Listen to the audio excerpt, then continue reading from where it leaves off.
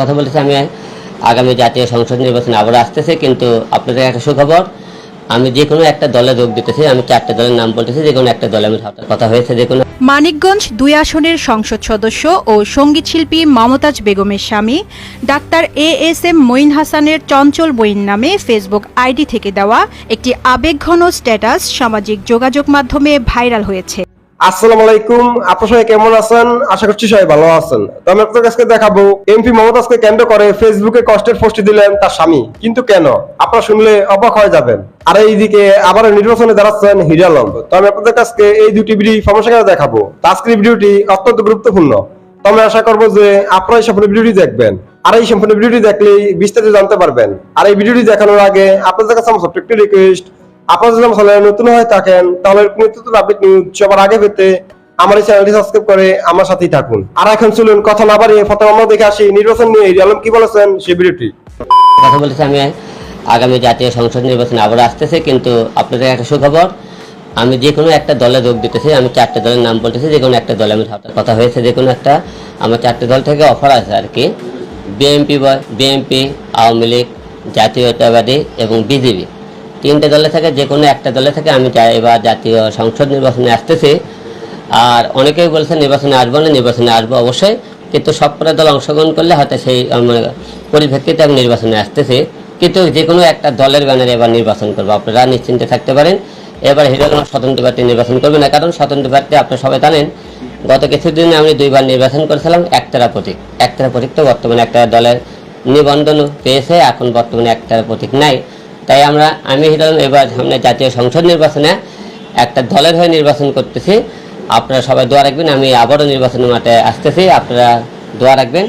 কারণ জনগণের পাশে কাজ করতে ভালো লাগে, জনগণের পাশে আজকে এত বছর ধরে মার খেয়েছি, লাঞ্ছিত হয়েছি। আপনারা একটা কথা জেনে রাখবেন, আমি ইচ্ছে করলে আমার জীবনে চাওয়া পাওয়া বলে কিছু নেই।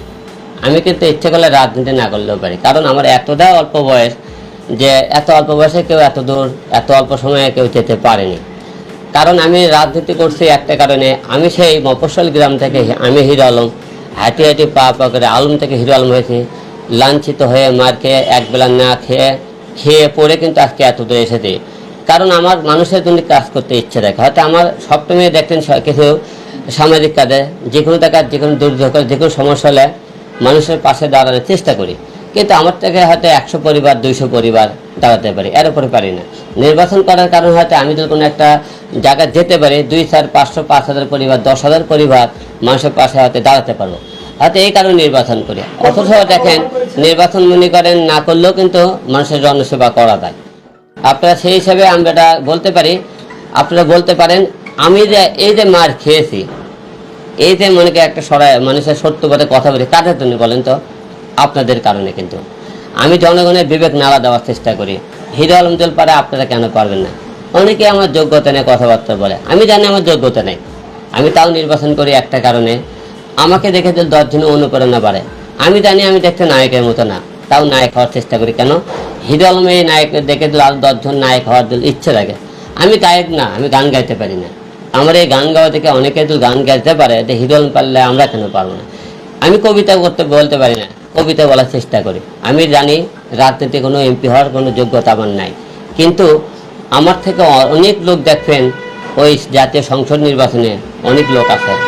অনেকের আমাদের মনে করেন আমার শিক্ষাগত যোগ্যতা নিয়ে কথাবার্তা বলে। আমি একটা কথা অনেকবার বলছি, আজকেও বলতেছি, আমার আর্থিক সমস্যা ছিল না, আমার পরিবার 2 বেলা খেতে পারছিল না বলে আমি কিন্তু লেখাপড়াটা করতে পারিনি। এই নিয়ে অনেকের যোগ্যতা নিয়ে কথাবার্তা বলে। আমি কিছুদিন আগে আপনারা উদাহরণ দিয়ে কিছু কথা বলেছিলাম, আপনারা এই কথাটা হয়তো একদল মনে করে রাগ করেছে, একদল খুশি হয়েছেন, কিন্তু আমি কাউকে রাগ করে কোনোটা কথা বলে। মানিকগঞ্জ 2 আসনের সংসদ সদস্য ও সঙ্গীতশিল্পী মমতাজ বেগমের স্বামী ডাক্তার এএসএম মঈন হাসানের চঞ্চল বইন নামে ফেসবুক আইডি থেকে দেওয়া একটি আবেগঘন স্ট্যাটাস সামাজিক যোগাযোগ মাধ্যমে ভাইরাল হয়েছে। এই স্ট্যাটাস নিয়ে মানিকগঞ্জের রাজনৈতিক মহল সহ বিভিন্ন মহলে ব্যাপক সমালোচনা চলছে।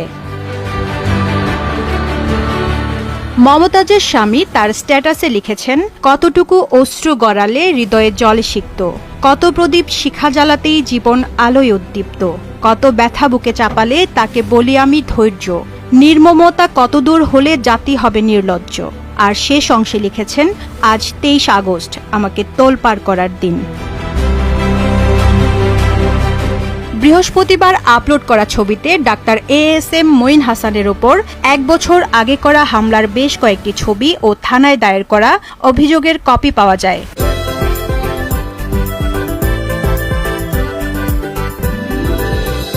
ছবিগুলোর মধ্যে রয়েছে হামলায় আহত হওয়া নিজের ছবি, ভাঙচুরকৃত গাড়ির ছবি ও এমপি মমতাজের সঙ্গে গোল চিহ্নিত হামলাকারী নয়নের ছবি।